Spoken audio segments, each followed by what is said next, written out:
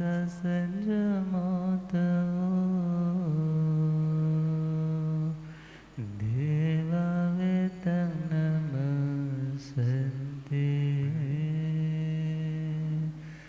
जस धमे सया मनो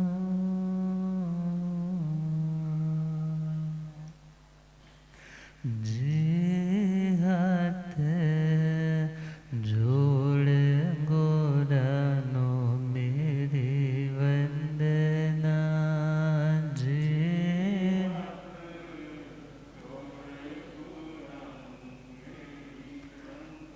एक बार वंदना हजार बार वंदना एक बार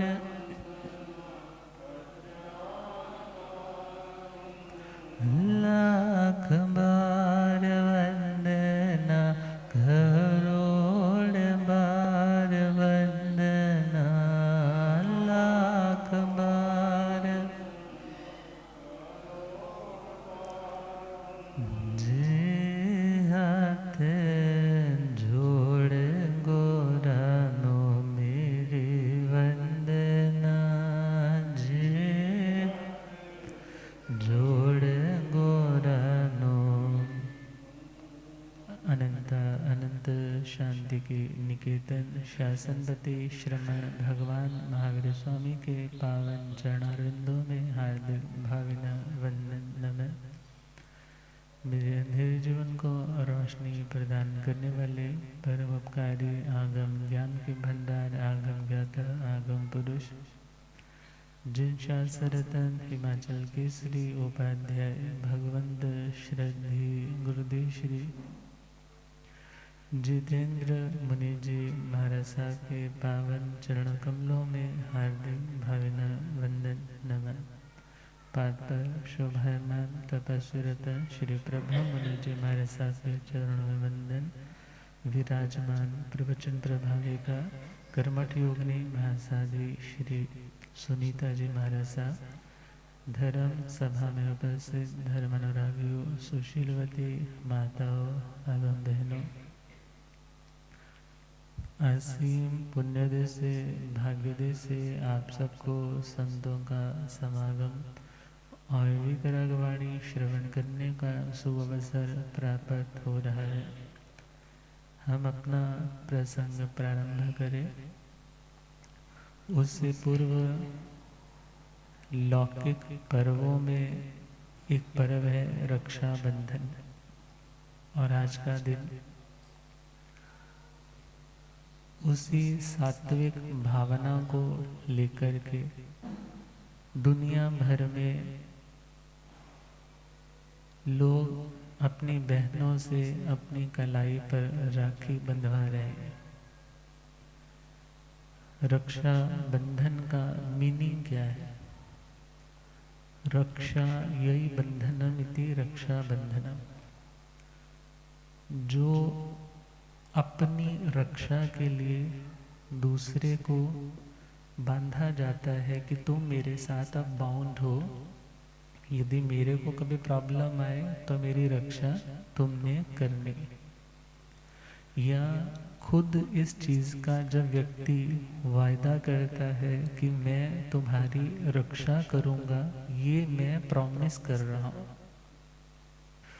तो भावना तो बहुत सात्विक है कि एक भाई जब अपनी बहन से अपनी कलाई पर राखी बंधवाता है, भले वो तंतु तो धागे तो बहुत थ्रेड तो बहुत ही पुराने टाइम में तो मौली से खम्मण से ही कर देते थे, खम्मणी लेकर आते थे, उस मौली से धीरे धीरे वही कल्चर नई नई डिजाइन की राखियां भी, मगर उसके पीछे जो भाव है वो भाव क्या है कि भाई और बहन का जो सात्विक रिश्ता है, सात्विक रिश्ते के साथ साथ जो एक दूसरे के प्रति उत्तम भावना है, कभी कोई प्रॉब्लम आए तो अपने बहन की रक्षा के लिए भाई को किस तरह से बलिदान के लिए भी तैयार रहना है, इन बातों को देखा जाए इंडिकेट करने वाला, इन बातों को रियलाइज करवाने वाला आज का दिन है। गुरुदेव अक्सर कहा करते हैं, लोग बहन के हाथ पर तो राखी नहीं बांधते, किससे बंधवाते हैं? बहन से अपनी कलाई पर राखी बंधवाते हैं। तो क्या बहन इतनी कमज़ोर है कि वो कहे कि मेरे को तुम्हारी हेल्प की ज़रूरत है? तो विचार करना है, एक बहन यदि वास्तव में सत चारित्र की धनी है, उत्तम विचारों की धनी है, तो मानो वो भाई को राखी बांधते हुए उसे मंगल आशीष दे रही है कि तेरा हमेशा कल्याण हो, तो विपदा में ना पड़े, तो गलत ट्रैक पर ना चले, तो अपने सत चारित्र से पतित ना हो। मीन्स बहन जब मंगलमय वो धागा बांध रही है, उसके पीछे भावना क्या है कि मेरे भाई का भी कल्याण हो, मेरे भाई का कभी भी किसी भी रूप में हनन ना हो, पतन ना हो। अर्थात कई बार भाई बहन के लिए हेल्पफुल होते हैं और कई बार बहनें भाई के लिए हेल्पफुल होती हैं। अब ये ज़रूरी नहीं है ना, ये कोई सिद्धांत है कि बहन हमेशा कायर होती है, बहन हमेशा बुजदिल होती है, बहन हमेशा कमज़ोर होती है, ऐसा नहीं है। बहुत बार इकोनॉमिकली भाई कमज़ोर रह जाता है, बहन बहुत प्रॉस्पर कर जाती है। तो ऐसे टाइम में बहन का क्या कर्तव्य है कि she should help her brother.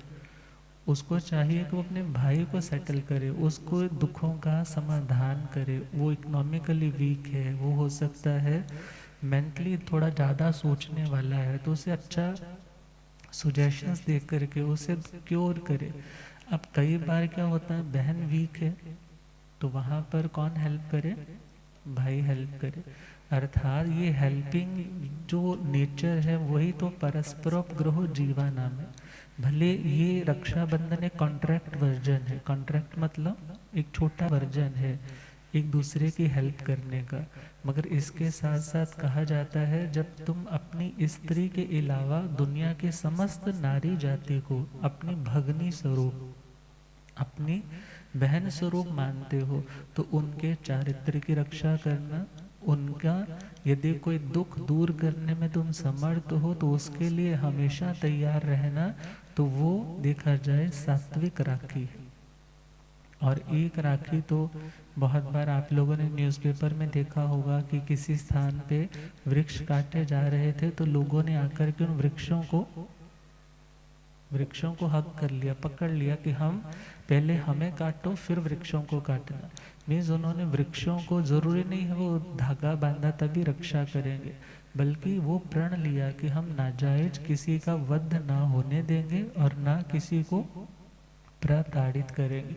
अर्थात भले वो हमारे पास पृथ्वी काय है, अप काय है, तेजस काय है, वायु काय है, वनस्पति काय है, तरस काय है, तो हम दुनिया के जितनी भी जीव राशि है, प्रत्येक जीव राशि के प्रति रक्षा का उदात्त उच्चतम भाव लेकर के चले, तो हमारी यह राखी वास्तव में सच्ची लौकिक से लौकोत्तर राखी बन जाएगी।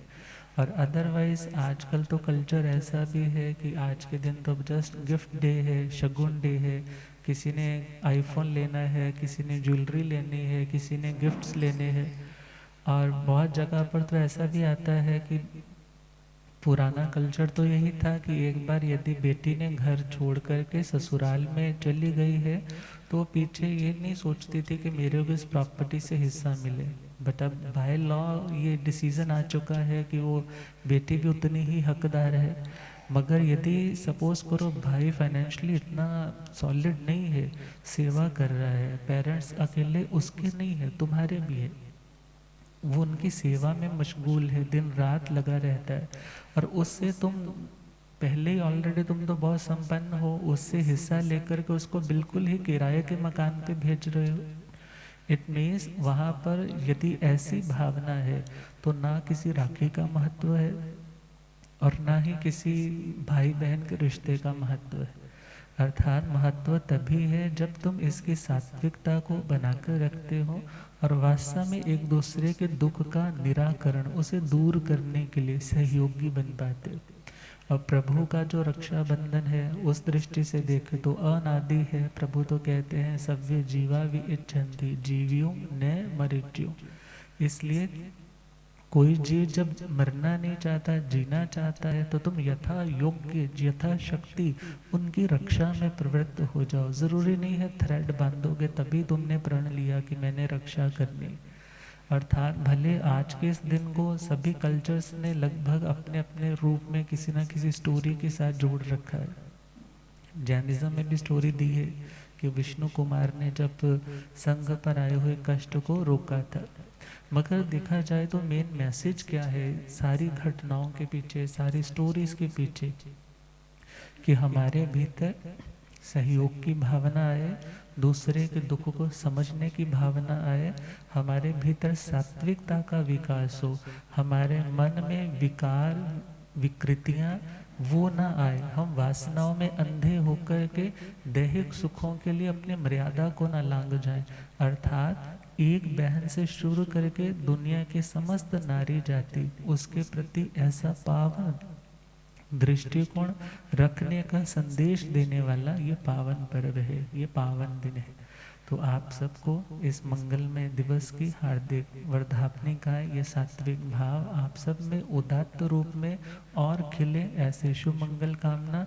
अब हम चले जिनवाणी के पावन सानिध्य में श्रवण कर रहे हैं श्रीमद् उत्तराध्ययन सूत्र, और 29वें अध्याय में 73 बोल की श्रृंखला चल रही है। सेल्फ रियलाइजेशन के लिए, लिबरेशन के लिए, सदा सदा के लिए कर्मों से मुक्त होने के लिए आत्मा को जो पुरुषार्थ, जो अभ्यास, जो पराक्रम करना है, उन बातों को जानना है। जान करके फिर उस थ्योरी को प्रैक्टिकल में उतारने का अभ्यास करना। तो स्वाध्याय का प्रसंग चल रहा है। स्वाध्याय करने में भी शक्ति लगती है, और स्वाध्याय के 5 अंग वाचना, पृच्छना, परिवर्तना, अनुप्रेक्षा और धर्म कथा। तो हम सर्वप्रथम वाचना शब्द पे डिस्कशन कर रहे थे कि वाचना क्या है। वाचना का सामान्य अर्थ है किसी चीज को पढ़ करके समझाना। यदि मैं समझा रहा हूँ तो इस टाइम मैं वाचना दे रहा हूँ, आप लोग समझ रहे हैं, अंडरस्टैंड कर रहे हैं, उस वर्ड के साथ खुद को रिलेट करके आप समझ रहे, तो आप वाचना ले रहे। तो वाचना देने वाले को भी महालाभ है और वाचना लेने वाले को भी महालाभ है। वो महालाभ का मतलब उससे आत्मा का ही कोई ना कोई प्रॉफिट होगा। यदि तुम कुछ अच्छा सुनने जाओगे, यदि मैं किसी को अच्छा सुनाऊंगा, मेरी रिवीजन भी हो रही है, हाँ, मेरा कंसंट्रेशन अच्छा हो रहा है, मेरे भाव शुद्ध हो रहे हैं, मेरी इंटेंशन शुद्ध है। मगर यदि एक टीचर जस्ट पैसे बटोरने के लिए लोगों से उनको कुछ शिक्षा दे रहा है, तो उसे हम वाचना नहीं कहेंगे, उसे हम स्वाध्याय का यह प्रथम अंग नहीं कहेंगे। और यदि एक व्यक्ति मात्र आपके सिद्धांतों को जानने के लिए बड़े कंसंट्रेशन के साथ सुन रहा है, मगर उसके भीतर ये भावना नहीं है कि मैं कर्मों से मुक्त हो जाऊं, उसका तो मात्र यह है कि मुझे अपना ये थीसिस कंप्लीट करना है, मुझे ये रिसर्च करनी है, मुझे जस्ट एक्सप्लोर करना है कि इनके रिलीजन में क्या कहा जाता है। तो ऐसे व्यक्ति का भी वो सुनना वाचना में नहीं आएगा। वाचना किस में आएगा?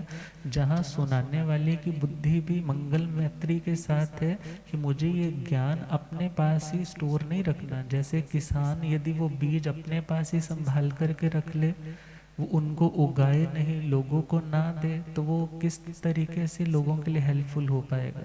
इसी प्रकार ज्ञान आया है, हमारे पूर्व आचार्यों ने हमारे पर देखा जाए कृपा की है, और यदि हम उस चीज़ को अपने पास ही इकट्ठा करके रखेंगे तो याद रखना हम उनके बहुत बड़े ऋणी बन जाएंगे। और उनके ऋण से उऋण होने के लिए, उनके ऋण से ऋण होने के लिए उनका कर्जा है हमारे ऊपर, उन्होंने वो चीज़ कैसे आगे आगे सप्लाई की है। तो हमारा भी कर्तव्य क्या है कि हम इन ज्ञान की बातों को अपने तक ही सीमित न रख करके आगे भी जो तरने का इच्छुक है, जो मोक्ष का अभिलाषी है, जो विनयशील है, जो सिंसियर है, ऐसे व्यक्तियों को वो ज्ञान की बातें आगे डिलीवर करें, आगे बताए। इससे क्या होगा, शास्त्रों के साथ जुड़े रहेंगे, और जुड़े रहेंगे तो वो श्रुत की परंपरा अखंडित रहेगी।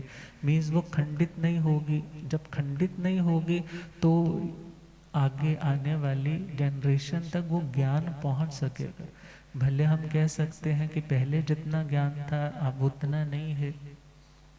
जैसे कहते हैं किसी व्यक्ति ने एक बोरी आटे की रखी, खोल करके रख दी, मगर अब उसमें से उठा करके उसने हाथों से दूसरी जगह शिफ्ट करना है।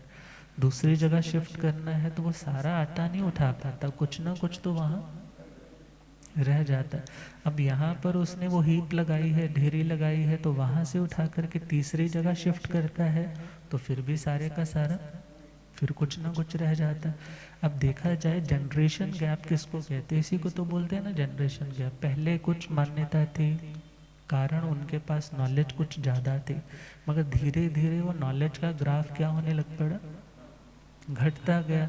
कारण जैसे जनरेशन तक पहुंचाते हैं, सपोज करो आपके दादाजी तो 5 सामायिक करते थे, आपके पिताजी हो सकता है 2 सामायिक पे आ गए, मगर आज आप खुद से पूछिए कि मैं कितनी सामायिकें करता हूँ, मैं कितना वक्त देता हूँ। कोई कहता है कि ये स्थानक तो ना मेरे दादाजी ने पास खड़े होकर के बनाया, अब उन्होंने तो इतना टाइम डिवोट किया, मगर खुद से पूछो कि तुम्हारे पास अपनी संस्था के लिए, अपने धर्म के लिए, अपने धर्म स्थान के लिए कितना वक्त है। मीन्स आज वो चीज़ें धीरे धीरे क्या हो जाती हैं, कम। जब कम हो जाते हैं तो कहा कि एटलीस्ट जितना है तुम उसको तो संभालो, उसके साथ भी यदि नहीं जुड़ोगे, वो धर्म भी तुम यदि नहीं करोगे तो कैसे चलेगा। उपाध्याय वाचनाचार्य श्री मनोहर मुनि जी महाराज साहब ने एक जगह पे लिखा कि मैं किसी शहर में था, नाम भी दिया है, चंडीगढ़ में थे, तो वहाँ पर एक व्यक्ति आया, दिन का टाइम था, कहने लगा महाराज मैं आपका बहुत भगत हूँ, आप मुझे कोई कृपा करें, कोई मेरी सेवा लगाइए। क्या लगा दीजिए, मेरी सेवा लगा दीजिए।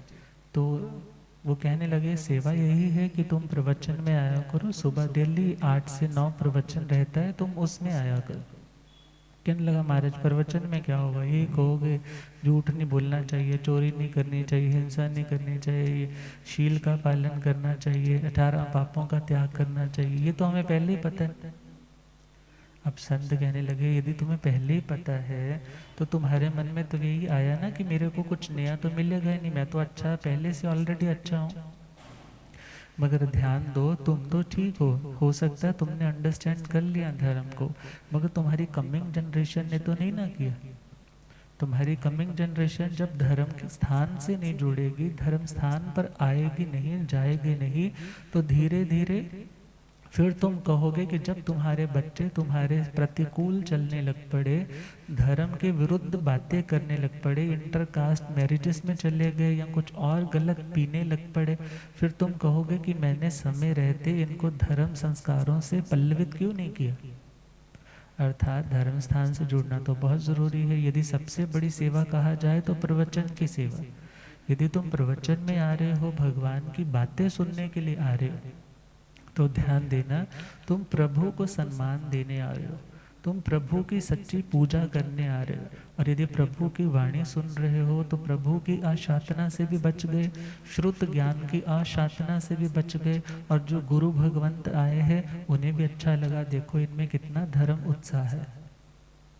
अर्थात धर्म की बातें, उन श्रुत वाणी को सुनने से आत्मा का अपना ही हित होने वाला है। और प्रभु कहते हैं कि जो आत्मा इस तीर्थ धर्म का आलंबन लेता है, सहारा लेता है, मैं श्रुत ज्ञान का जो सहारा लेता है, एक दिन वो श्रुत ज्ञान को आगे प्रोसीड करने में भी सहयोगी सहारा बन जाता है। अर्थात वो आत्मा अपना भी कल्याण कर लेता है और दूसरों के कल्याण का भी कारण बन जाता है। महानिर्जरा और महापरिवसान। महानिर्जरा मतलब कर्मों का महान क्षय कर सकता है, और महापरिवसान मतलब ऐसा समय आता है कि वो अपने कर्मों का पूर्ण नाश कर सकता है, मगर किसके माध्यम से? ज्ञान के माध्यम से। और ज्ञान का पहला स्टेप, नॉलेज अटेन करने का फर्स्ट चरण कौन सा है? वाचना लेना। देखा जाए प्रभु ने तो अर्थ रूप वाचना दी। अर्थ रूप का मतलब प्रभु तो ये देखा जाए साक्षात्कृत धर्मा थे, वो हर चीज को साक्षात देखते थे। जैसा पदार्थ है उसके अनंत धर्म है, उनको देखते थे, मगर वो शब्दों के माध्यम से भी अनंत धर्म नहीं कह सकते थे। अब प्रभु ने जो समझाया सुनाया, गणधरों ने उसे फिर सूत्र रूप में कन्वर्ट किया।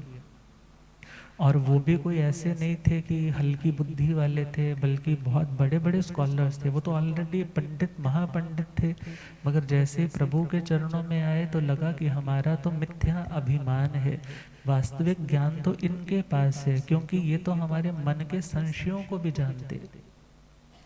और विचार करना है कि प्रभु ने जो सुनाया वो गणधरों ने सुना सर्वप्रथम। और गणधरों में भी देखे तो 11 गणधर थे प्रभु महावीर स्वामी के, और उन 11 गणधरों में पहले 8 और 9 10, 8 9 10 और 11, पहले 7 गणधर 1 to 7, इन गणधरों की अलग अलग वाचनाएं थी।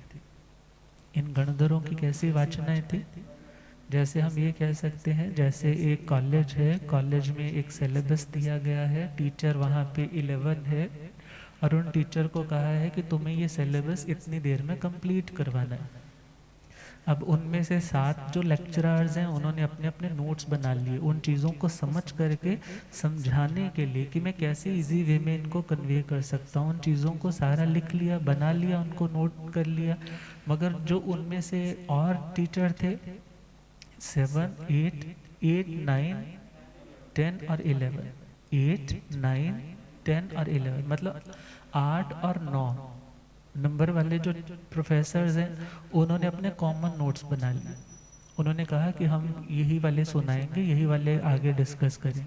और जो 10वां और 11वां नंबर था जो लेक्चरर्स का, उन्होंने क्या कहा कि हम अपने कॉमन नोट्स बना लेते हैं तो इजी रहेगा।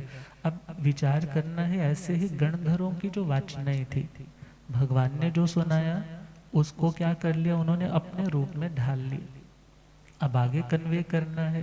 तो पहला टाइम था जब ये 9 वाचनाएं चलती थी, पहले 7 की और लास्ट का 2-2 का कपल बना लिया, तो 7 और देखा जाए हमारे पास 9 वाचनाएं चलती थी।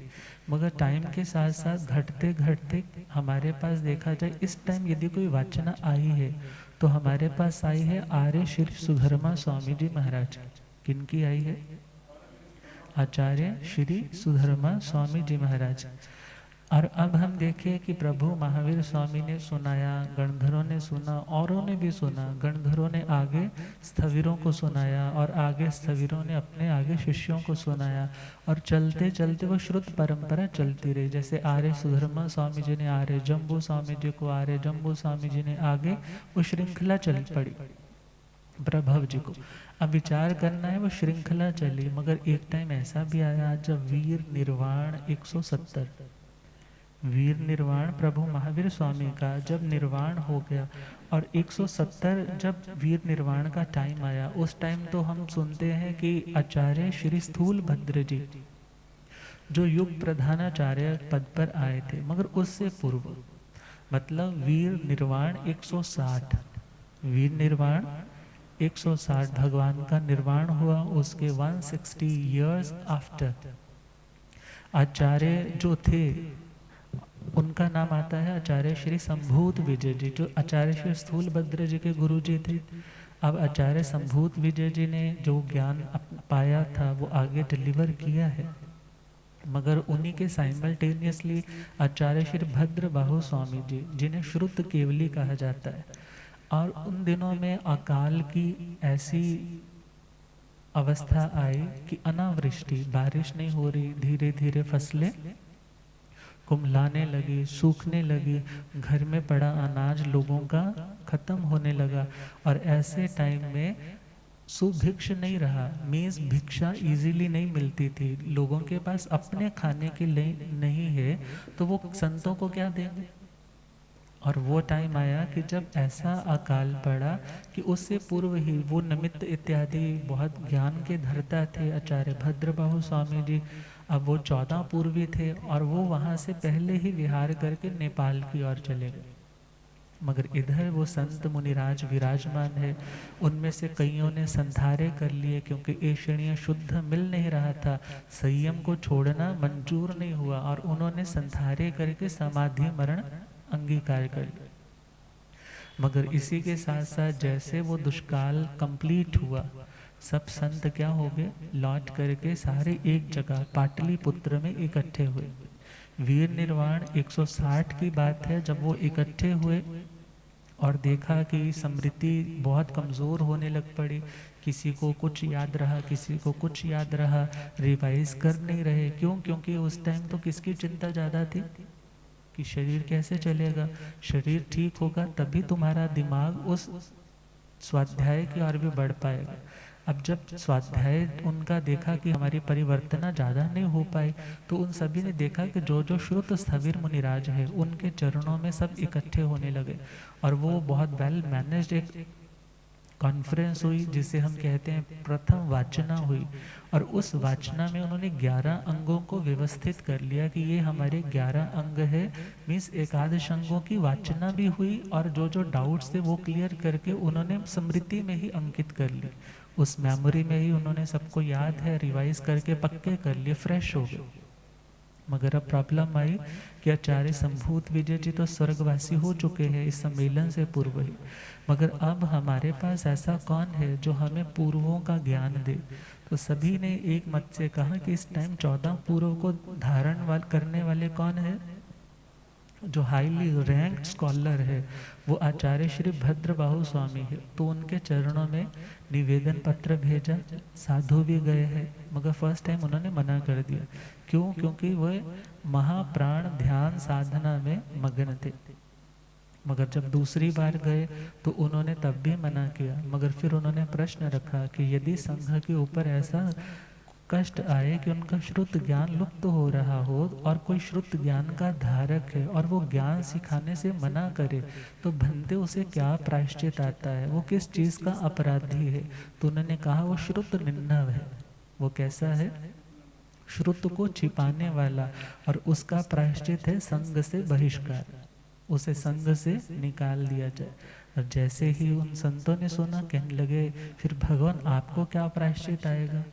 जैसे ये सुना तो कहने लगे संग सर्वोपरि, तो मैं वाचना दूंगा, मगर दिन में 7 वाचनाएं दूंगा, इससे अधिक नहीं। जब मैं ध्यान साधना में हूँ तो nobody try to disturb me, और मैं किसी से उस टाइम बोलूँगा नहीं, मगर अदरवाइज मैं अपने टाइम टू टाइम अपनी वाचना देता रहूँ। 500 संत उनके चरणों में पहुँचे, मगर उनमें से 499 तो वापस लौट आए। जस्ट कितने संत रह गए वाचना लेने वाले? अकेले आचार्य श्री स्थूलभद्र जी महाराज। और 8 वर्ष का वक्त लग गया। वो पूछते हैं अभी कितना रह गया, कितना रह गया? बोले अभी तो सिंधु में से बिंदु आया है, अभी तो सागर में से एक बूंद आई है। बड़े उदास से होने लगे, इतना टाइम हो गया अभी तक ये ज्ञान मेरे को अभी तक पूरा नहीं मिला। वो कहने लगे चिंता ना करो, मेरी ये ध्यान साधना कंप्लीट होने वाली, मैं शीघ्र आपको सब कुछ सिखाऊंगा। और ध्यान साधना कंप्लीट हुई और चलते चलते उन्होंने 2 वस्तु कम 10 पूर्वों का सूत्र और अर्थ, सूत्र का मतलब वो शब्द, अर्थ मतलब उसका मीनिंग, वो हर चीज़ उनको सुनाई समझाई। और एक टाइम ऐसा भी आया जब स्थूलभद्र जी की बहनें यक्षा, यक्षदत्ता, भूता, भूतदत्ता, सेना, वेणा, रेणा, जो बहुत हाईली देखा जाए निम्बल माइंडेड थी, उनकी कुशाग्र बुद्धि थी, वो दर्शन करने के लिए पहुंची हैं और वो अपने उस खंडहर से उपाश्रय में बैठ कर के साधना कर रहे हैं, रिवीजन कर रहे हैं। जैसे देखा बहनें आ रही हैं, अच्छा इनको दिखाऊं मैं क्या सीख रहा हूँ, और उन्होंने शेर का रूप बना लिया। अब शेर का रूप बनाया तो जैसे बहनें आई तो आते सार ही डर गई, और उन्हें लगा कि हमारे भाई को तो किसने खा लिया। शेर ने। और पुनः लौट करके आचार्य भद्रबाहु स्वामी जी के पास आए, कहने लगे भंते लगता है हमारे भाई को जो इतना तेजस्वी विद्वान था उसे किसी शेर ने अपना ग्रास बना लिया, वहाँ भाई नहीं है। तो उसी टाइम आचार्य जी ने ध्यान अवस्था में देखा और कहने लगे अब जाकर देखो। अब जाकर देखा तो वहीं पर भाई था। तो पूछा आप कहाँ थे? कहने लगे मैं तो यही था, मगर मैं जो विद्याएं सीख रहा हूँ तो मैंने एक प्रयोग टेस्ट करने के लिए करके देखा। और ये बात जब आचार्य भद्रबाहु स्वामी जी को आकर पता चली तो वो कहने लगे बस जितना सिखाना था मैंने सिखा दिया, अब मैं इससे आगे नहीं सिखा सकता। कहने लगे भगवान गलती के लिए मैं क्षमा याचना करता हूँ, मगर आप ऐसा ना करें, अदरवाइज लोग क्या कहेंगे कि स्थूल भद्र के कारण 14 पूर्वों का ज्ञान लुप्त हो गया, इतना बड़ा कलंक मेरे ऊपर लगेगा, इसलिए कृपा करके आप मेरे को ये ज्ञान सिखाइए। तो वो कहने लगे हे स्थूलभद्र आप इतने गंभीर हैं, आप इतने तेजस्वी हैं, आप कोशा वैश्या के घर में उस कोष्ठागार में उस कोठे में रहकर के भी इतने निर्लेप बने रहे, और जिसके लिए आचार्य संभूत विजय जी ने आपको उठ करके कहा था कि दुष्कर दुष्कर कारक, अर्थात आप बहुत तेजस्वी संत हैं। गुरुदेव पधारे। हो रब मेरा सतगुरु बन के आया,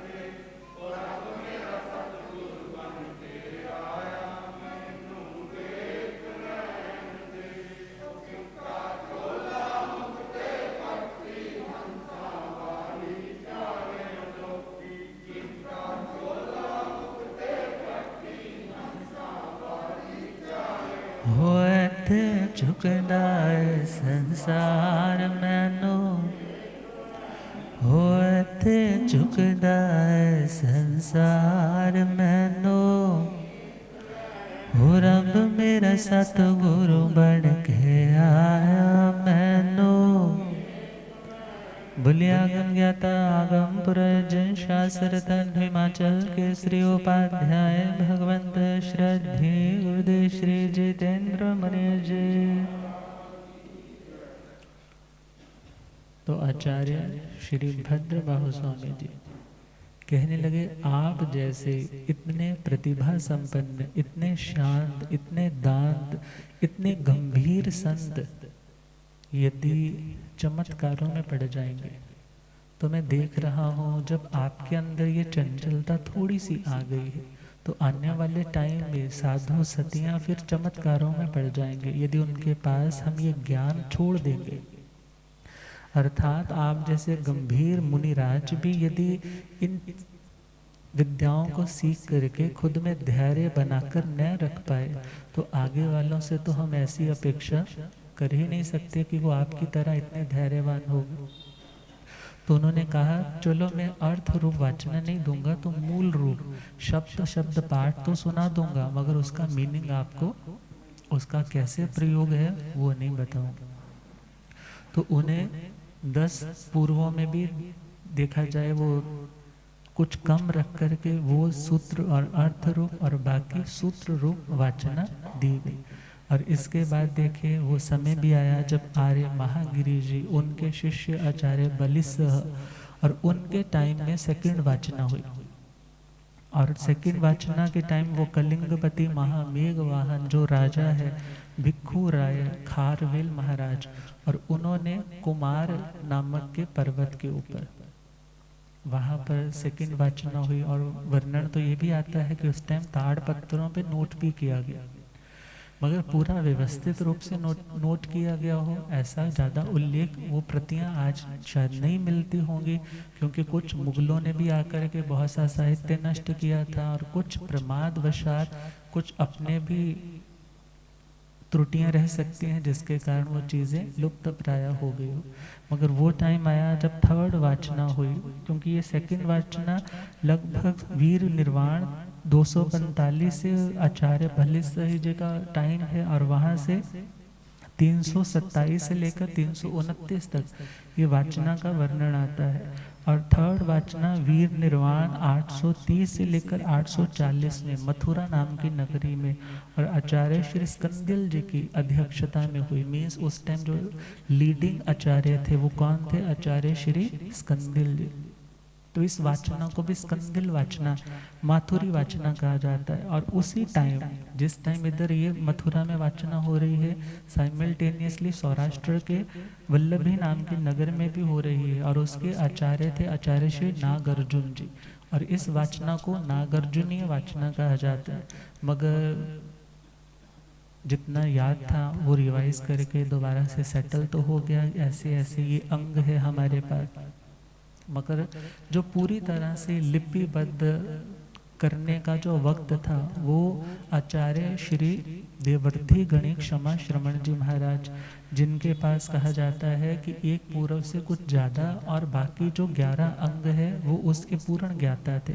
और इन्होंने एक बहुत बड़ी कॉन्फ्रेंस की जिसमें आचार्य 500 आचार्य पहुँचे, और वीर निर्वाण 980 से वीर निर्वाण 993 तक ये वाचना चलती रही।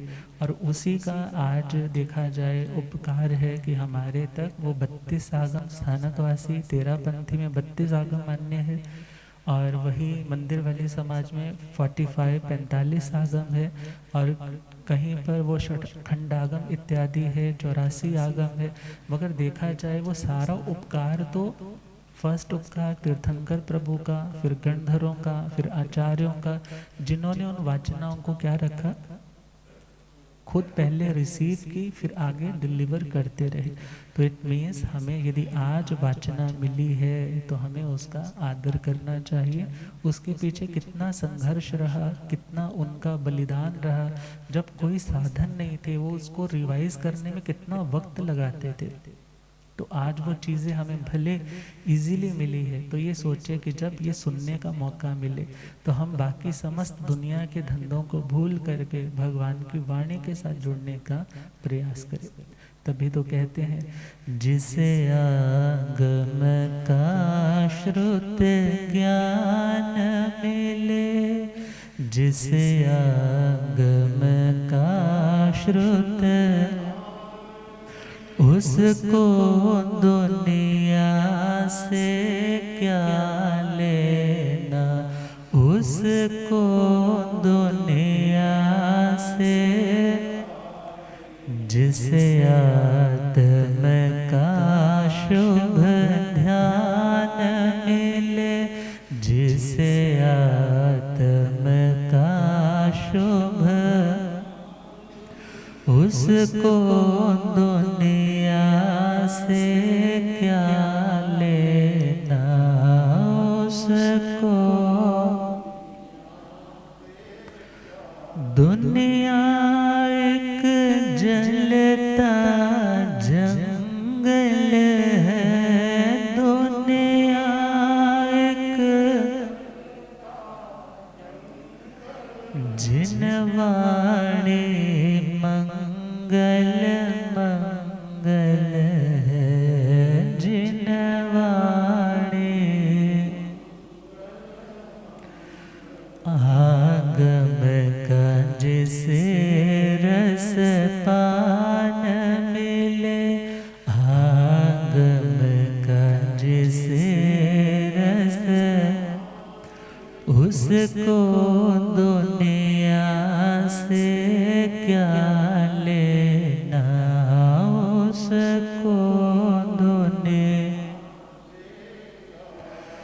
दौलत से मिले तन की सुविधा, दौलत से मिले तन,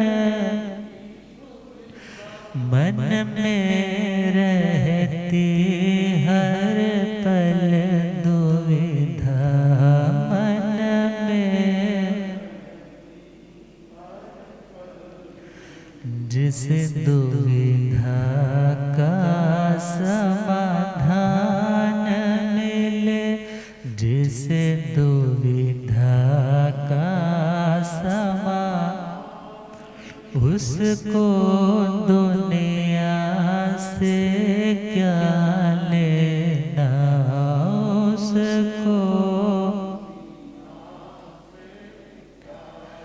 जिसे आगम का श्रुत ज्ञान मिले उसको दुनिया से। तो जब ऐसी लगन, ऐसी भावना उस वाचना के प्रति, वाचना लेने के प्रति, वाचना देने के प्रति लग जाएगी, तब हम सच्चे अर्थों में महानिर्जराम और महापर्यवसान कर पाएंगे। अब इसका सेकंड स्टेप है परीक्षणा। जैसे आप लोग मार्केट से कोई चीज़ लेकर के आते हैं और आपको यदि कुछ नहीं समझ लगता तो उसके ऊपर लिखा होता है toll free number, customer care, तुम्हें नहीं समझ आया तो कॉल हियर।